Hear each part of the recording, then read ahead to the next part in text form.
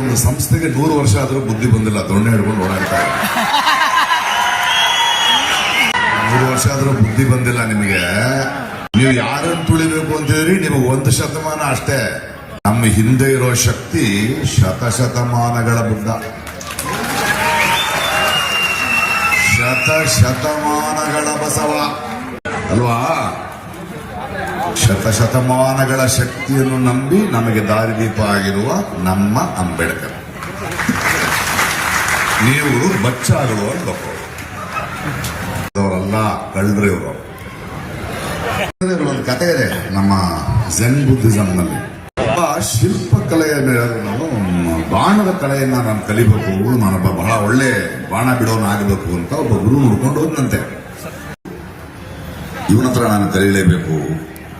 ಯಾರೋ 4 ಜನ ಬೇಡ ಕಣೋ, ಅವ್ನು ತಲೆ ಕೆಟ್ಟಿದೆ, ಸರಿ ಇಲ್ಲ, ಅವನು ಹೋಗಬೇಡ ಅಂದ್ರೆ ಇಲ್ಲ ಇಲ್ಲ ನಾನು ಅಲ್ಲೇ ಹೋಗಿ ಕಲಿತೀನಿ ಅಂತ ಈ ಸಂಸ್ಥೆಯ ಒಳಗೆ ಹೋಗಿ ನೀವು ಎಂತಹ ಅದ್ಭುತವಾಗಿ ಬಾಣ ಬಿಡ್ತಿದ್ದೀರಿ, ಈ ಗುರಿ ನಿಮಗೆ ಎಲ್ಲಿಂದ ಬಂತು ಅಂದ್ರೆ ನಿಜ ಗೊತ್ತಾಯ್ತಂತೆ. ಅವನು ಮೊದಲು ಬಾಣ ಬಿಟ್ಬಿಡ್ತಾನಂತೆ, ಆಮೇಲೆ ಸೊನ್ನೆ ಬರಿತಾನಂತೆ ಅದ್ರ ಮೇಲೆ. ಇವ್ರುಗಳೆಲ್ಲ ಕ್ರಿಕೆಟ್ ನಲ್ಲಿ ಆಲ್ರೌಂಡರ್ಸ್. ಇವರು ಕ್ರಿಕೆಟ್ ನಲ್ಲಿ ಆಲ್ರೌಂಡರ್ ಇದೆ ಗೊತ್ತಾ. ಅವನಿಗೆ ಬ್ಯಾಟಿಂಗು ಬರುತ್ತೆ, ಬೌಲಿಂಗು ಬರುತ್ತೆ, ಚೆನ್ನಾಗಿ ಫೀಲ್ಡಿಂಗು ಮಾಡ್ತಾನೆ ಅಂತ.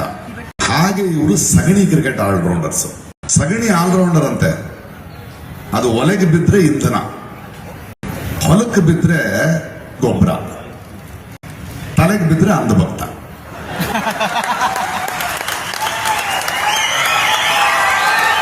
ಅಷ್ಟೇ ವ್ಯತ್ಯಾಸ.